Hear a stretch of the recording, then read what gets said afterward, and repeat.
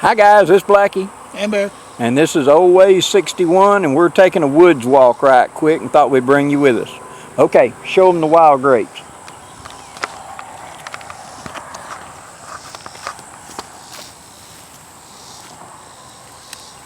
That's wild grape. Let's break this leaf off. All right. That's going to be a wild grape. Mm-hmm. There's lots of other trash back up in here that I don't want to reach into. Mm-hmm. But there's your wild grape. And then you see right there. Yeah. Right here you've got beautyberry. And you see how that's still green, but you see how it's got the clumps of berries around the base of the leaves? Right. That's beautyberry. And right up here. Yep. Which is natural insect repellent, as well as making a good jam and jelly. And if you look right here, see they got a little color on this one. This one's actually started to turn a little bit purple. Here's another grapevine. Okay, there's a wild grapevine. Like I said, there's too much trash in here in this particular one. Yeah, watch your privates. You're about to walk into a big old gotcha briar right there with yeah. 1.5 thorns. That'll wake you up. Oh, quick. The other day, I found some more up here.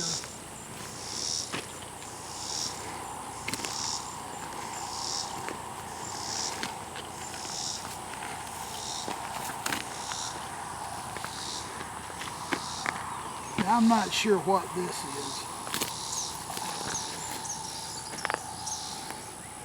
I'm not sure what that is, but it's got some kind of a bulb on it. Mm-hmm. Might have to look into that. Now, guys, look how thick this is. Just a second. Look at those pines. You can't see 2 feet. No. And people talking about, you can. Let me back up a little bit so you can get a better shot with bear in it. I want you to see here. This is just an edge. Look at all them pines in there that just come up where this has been cut and burned, and it's sprouting back up, wild sproutings. That's 1,000 little bitty seedlings right there. You can walk 5 feet and you're invisible. You could have a hog or a deer 5 feet from you and you never know it in this stuff. Assuming you can get 5 feet in. Yeah, without being ripped to pieces by the briars. I wanted to show you this. Maypop. This is a maypop. Mm-hmm. And this produces a little green, some people call them passion fruit. Mm-hmm. Our version of passion fruit. And there's a recipe for making them where you can eat them. I'm not exactly sure if it will give you, diarrhea or something, but there's a little trick to making them edible. Mm-hmm. I'll research it and get back with you. I understand they are, and that the seeds, a lot of people can just eat the seeds inside the maypop. You just kind of chew it up and spit the seed out, kind of like you do a scuppling. But, like I told earlier, I knew somebody that bit a hunk out of one. Apparently he had a reaction to it. You never know what you're going to be allergic to, especially a food you've never ever tried at all. Bring your camera over here. There it is. That's the maypop flower. Real pretty. Okay. And that will become these. There's the fruit. These are maypops. Mm-hmm. Or in this case, August pops. Mm-hmm. Look at this one. Mm-hmm. There's one. That's got a little bug bite on it, so. Mm-hmm. Here's one right there that's in good shape. Mm-hmm. I think when they're ripe, they're yellow. Mm-hmm. But like I said, I will research that and get back. And then this, of course, is yopon right here. You can make a tea out of that. There's several of the maypops blooming right there. Yeah. Got a little one right here. Maypops like briars because they can curl up a briar. Use it for a support. Right here we've got 1, 2, 3, 4, maybe 5 getting ready to bud. Mm-hmm.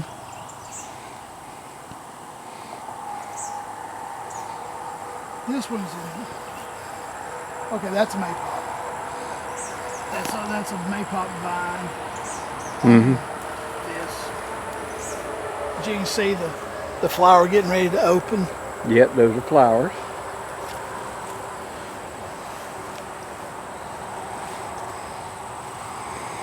Now we have had people ask, why do you talk about carrying a sidearm? You see how thick this is? Yeah. You see that log laying right there? You can't even see the bark off of it where it fell off of that tree? Yeah, when you're out here walking along this edge up close, you can have a big rattler and you never see it, because this is snake country right here, baby. Yeah. And look right here. Look right there. I don't know if you can see that little indentation. That's a game trail. Mm-hmm. And it could be for hog. It's not worn out enough for hog. Mm-mm. But it could be, you know, rabbits, armadillos. Armadillos, foxes, coyotes, Mm-hmm. other stuff like that. Mm-hmm. That's why we carry a sidearm. Right down here, there's some more beautyberry. Mm-hmm.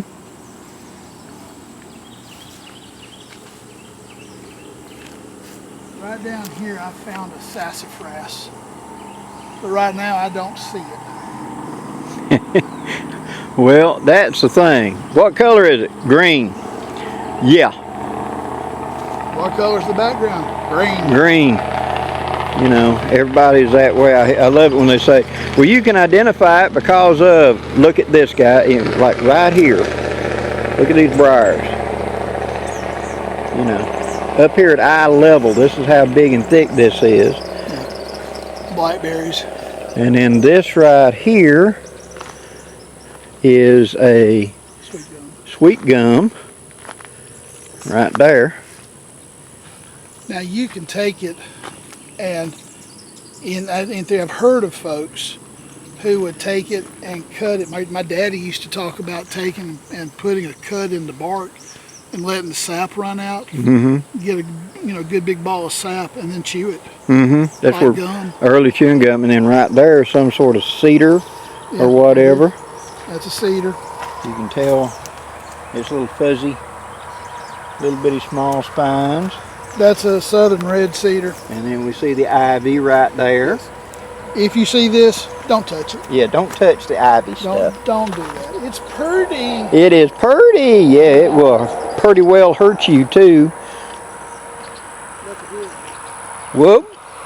This is. Hold on, we got a snake in there.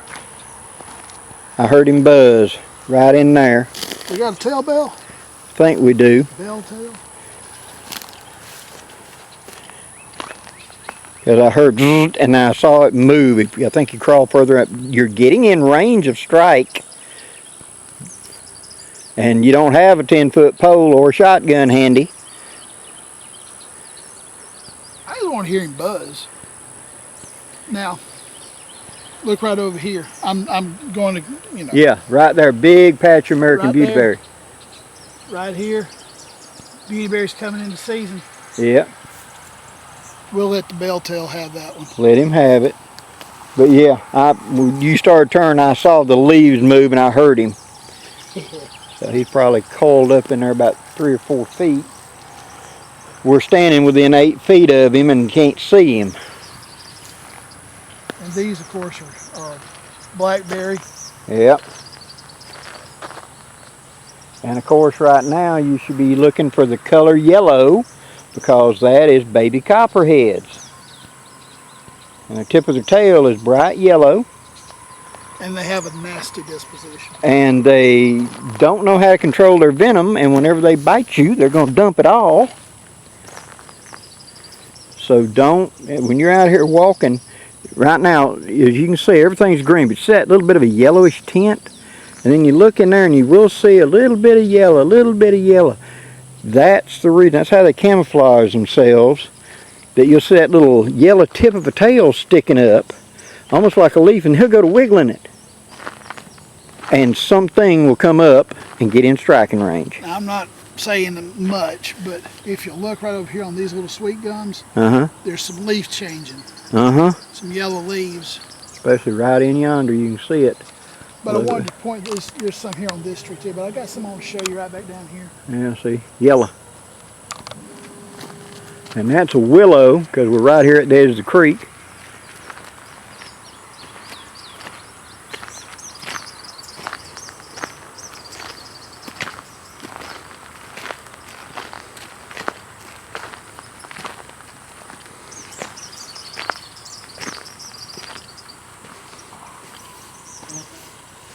didn't really think it was this far back, but I guess it is. What I'm doing is I found a poison ivy vine down here that's got a couple of green leaves and a red one. That's your warning sign. They come in threes. Okay. And if it's red, don't touch it. Now, of course, we've also got the Florida red maple down here. It's the only thing I know of that has a red stem that isn't a problem. But if it's red, like you're saying, leave it alone. Now, look at that. Is that a snake egg or a bird egg right there? Bird. Little bitty bird egg. Yeah, there's a nest up here somewhere that has hatched. And that's where the egg rolled out. Yep. Something bit it. And you look in there and you'll see the shoots of honeysuckle, that whitish color right over there, starting out. Yep. Gosh, I wish I could find that poison ivy. In a good way, not in a bad way. No. An educational way. Yeah. Oh well. Another day then. Another day. But yeah. And then this is a mimosa. My nemesis. Which it's really the silver tree. They came out of the Middle East and were brought to America by religious pilgrims in the 1800s. But this is also called the wellness tree over there, and you can make teas out of it. It has a very calming effect. It's not a sedative, but it's very calming. And so they make, the entire plant is edible as I understand it, but I've never researched how to eat it. But I understand that you can make a tea out of it, and it makes a very calming tea. Something you can, it's prescribed for people with anxieties and stuff like that to be able to drink, and therefore feel better, so to speak, calmer.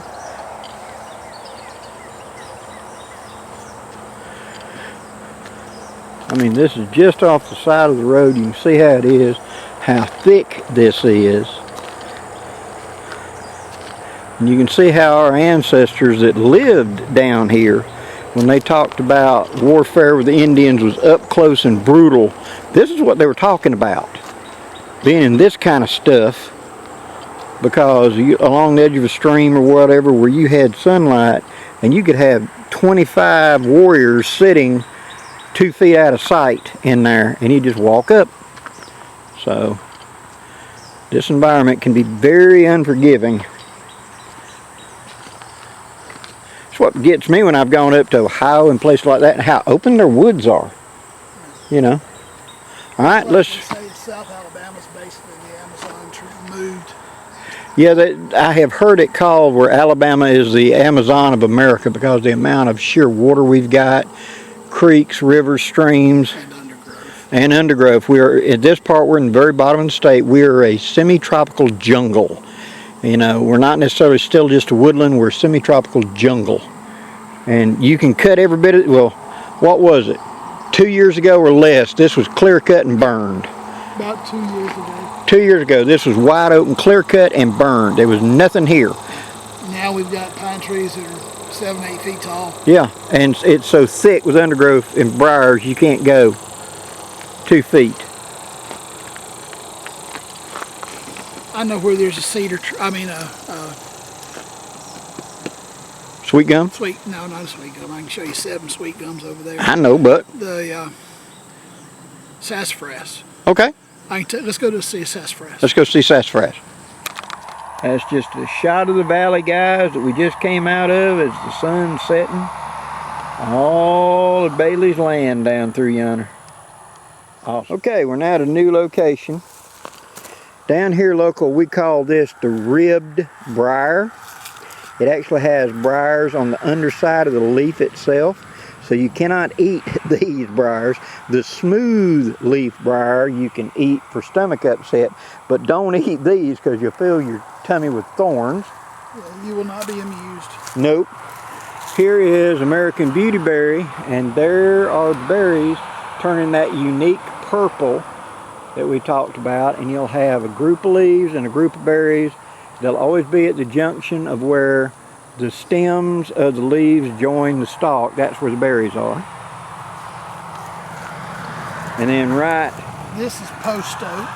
Yeah, that's post. Or they call it black oak or blackjack oak. Uh-huh. This is another one. This is mountain laurel. Okay. Okay. It's native to the Appalachian Mountains. Mm-hmm. I tend to think that we're in the southern end of the Appalachian Mountains. Way southern end. Way down. We're down at the toenail. But, Well, you know, take a peek.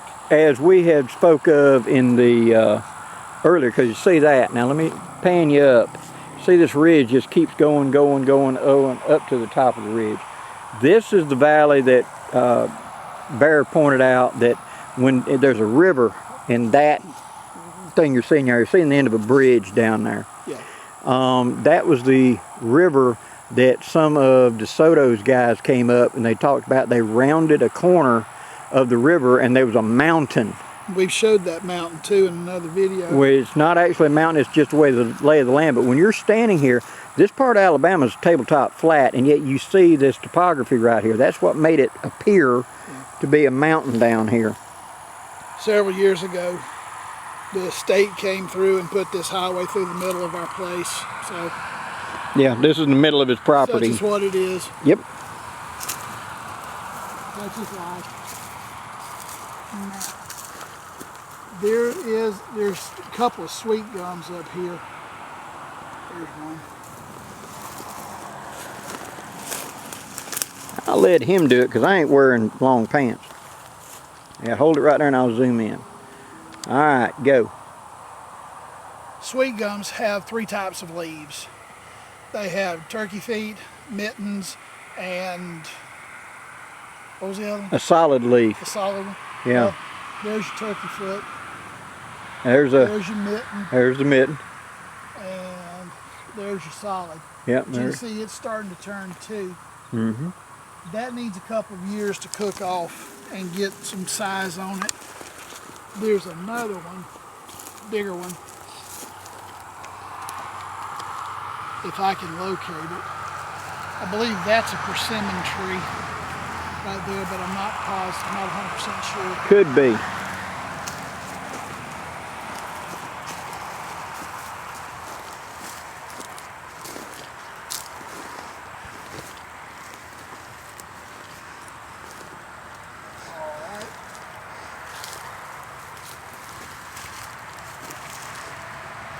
Wild grape. Yep. You can see that, and it just goes right up this little tree. And the leaves have been hit mighty hard on it. I can't tell if that's a sweet,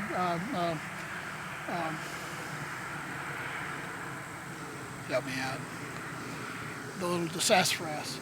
Yep. Yep, that's That tree, a sweet gum.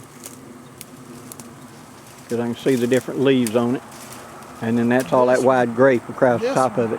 right here, this small tree I'm pulling toward me, is a sassafras. Right. So you see how much bigger that is.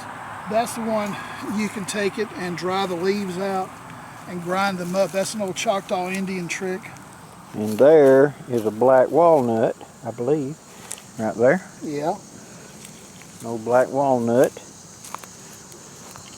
Now, I ain't gonna put my glasses on, but no, I was wrong. That was actually some sort of mushroom, but it looked like a chewed in half black walnut. It looks like a turkey tail, but I'm not gonna go there. Yep. I never learned mushrooms that well. I was never a fan of sports that required Russian roulette. And I know there are going to be some of you who say, oh, Blackie, I get the Shirelles and I get, that's good for you. Enjoy my share too. I get them too, but I get them at the grocery store. Yeah, I'll go buy them there. That way I got somebody to sue when I screw up. But this, with that multi-orb on that leaf, that's hickory. Yeah. And it may be here on the other side of the gate. But there's a really good, there's a really good sassafras.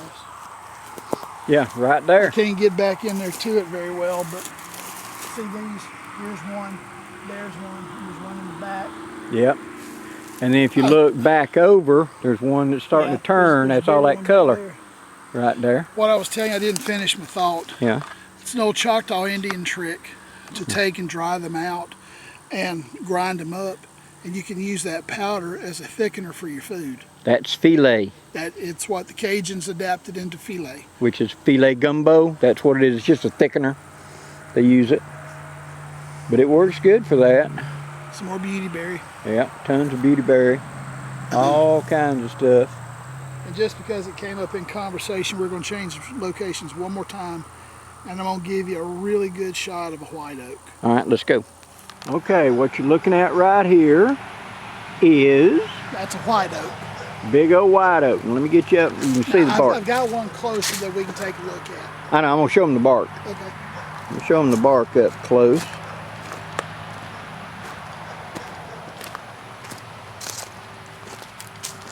As you can see what the bark is on it. Big, thick. Now, of course, white oak acorns you can eat. They have less tannin. You still have to leach them and all, but it's less work than red oak, because red oak you got to leach a whole lot more because it's got a lot more tannin in it.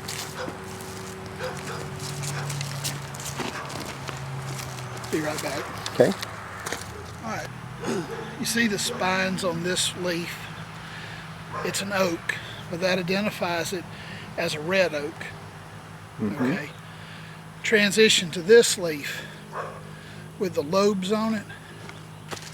Mm-hmm. You see those lobes on there? Mm-hmm. Very distinct. That's a white oak. Mm-hmm. These have more tannin in the nut than these do. The thing that always, with a red oak, it points it out to me is, to me it always looks sort of like a ivy or something from like when we were kids at Christmas, those fake ivies. Yes. That's Holly. how, you know, holly and stuff is what always made me think of when it's actually a red oak. And then the white oak always cups, and it looks kind of like a scoop to me on the back side. All of it rolls to the back side. Yeah, there should be a fairly decent crop of acorns this year. Of course, this is the white oak. Mm-hmm. No, that's a red oak right there. I'm sorry. Mm-hmm. That's the white oak. Mm-hmm. But if you come over here, I've got a smaller one. Okay. We can take a good look at it. Okay. See the bark on the tree. And that's a fairly straight grain. Mm-hmm. It's kind of more up and down and less shaggy sticking out like the red oak. But that's a white oak. And there should be, I don't see any right now, but in the next few weeks there should be a good crop of acorns down here on the ground. They really do make a good meal for bread. So this is, if I can get in here to it.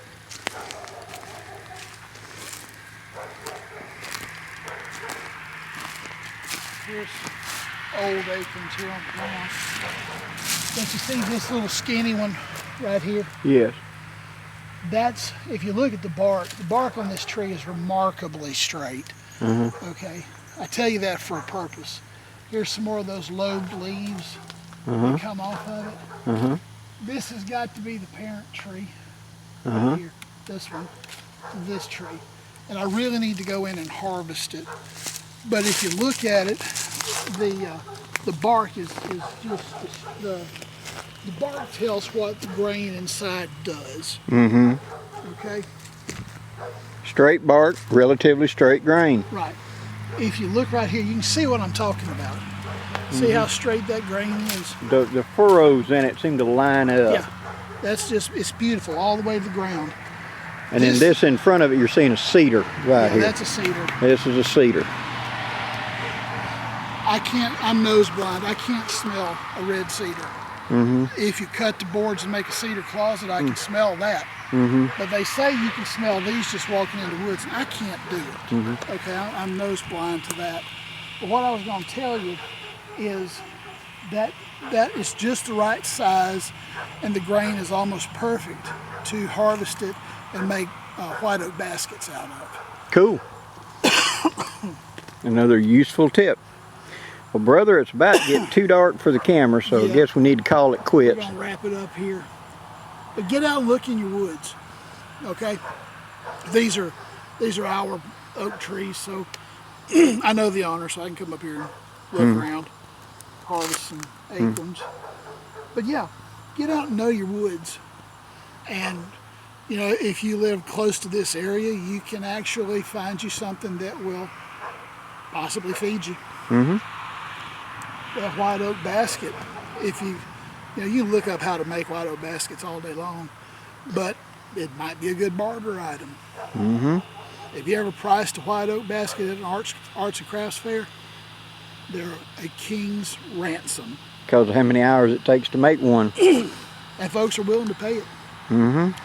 But anyway, guys, thank you for tagging along. Blackie and I both do appreciate it.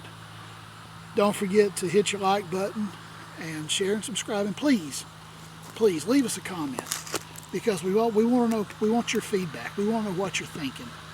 We want to know suggestions that you have. And oh, before we sign off, I didn't mention it, but over here in that red oak that I pointed out to you, there's a fox squirrel that stands up about that tall. He's a big one. He's a good meal by himself. Yeah.